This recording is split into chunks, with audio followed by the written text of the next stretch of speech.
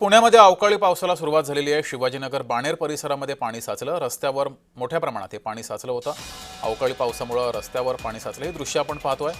पुणे शहरामध्ये अवकाळी पाऊस बरसलेला आहे, त्यामुळे मोठ्या प्रमाणात रस्त्यावर पाणी साचलं होतं आणि याच साचलेल्या पाण्यातून वाहन चालकांना मार्ग काढावा लागलाय। मात्र अवकाळी पावसामुळेच पुण्यातील रस्त्यांवर पाणी साचल्यामुळे पुणेकरांनी संताप व्यक्त केलेला आहे। अनेक प्रश्न या निमित्तानं उपस्थित सुद्धा झाले। अधिक माहिती घेऊया, आपले प्रतिनिधी रोहन कदम आपल्या सोबत जोडलेले आहेत। रोहन, अवकाळी पावसामुळेच रस्त्यावर पाणी साचलेलं आहे। खूप मोठ्या प्रमाणात अवकाळी पाऊस होता की पालिका प्रशासनाचा हा निष्काळजीपणा समोर दिसतोय?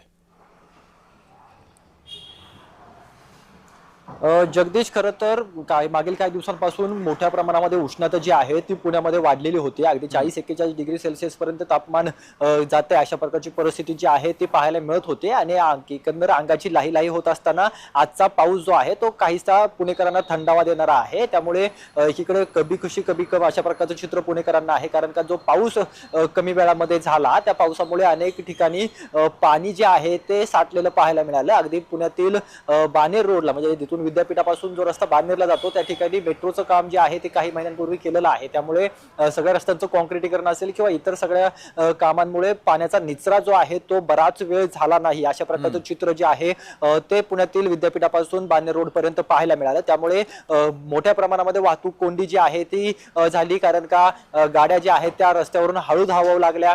त्यामुळे विद्यापीठाच्या चौकापर्यंत येईपर्यंत लोकांना मोठ्या प्रमाणामध्ये त्रास जो आहे तो होऊ लागला। अनेकांनी तिथले व्हिडिओ जे आहेत ते सोशल मीडियावरती टाकलेले पाहायला मिळत आहेत। अगदी गाड्याचं पहिलं पुढचं जे चाक आहे ते चाक पाण्यामध्ये आहेत, अशीच प्रकारचे चित्र जे आहे ते आपल्याला पाहायला मिळाली। त्यामुळे पुणेकरांना कुठेतरी हा थोडासा थंडावा जरी पावसाळ्यात दिला असला तरी महापालिकेचा कारभार असेल किंवा इतर यंत्रणेचा प्रशासनाचा कारभार असेल तो पाहायला मिळतोय, कारण का आत्ताची मार्च महिना सुरू आहे। पावसाळ्यापूर्वीची कामं आतापासूनच सुरू करणं हे गरजेचं आहे। परंतु आता अशा पद्धतीने जर का पहिल्याच पावसामध्ये पुण्यातील रस्त्यांवरती जर का पाणी साठणार असेल, अवकाळी पावसाळ्यामध्ये अशा प्रकारे जर पाणी साठणार असेल तर मात्र पुढच्या काळामध्ये जर का पाऊस जास्त प्रमाणामध्ये झाला तर पुण्यातील अनेक रस्त्यांवरती गुडघाभर पाणी आपल्याला पाहायला मिळेल। ठीक आहे रोहन, तुम्ही असेच जोडलेले राहा।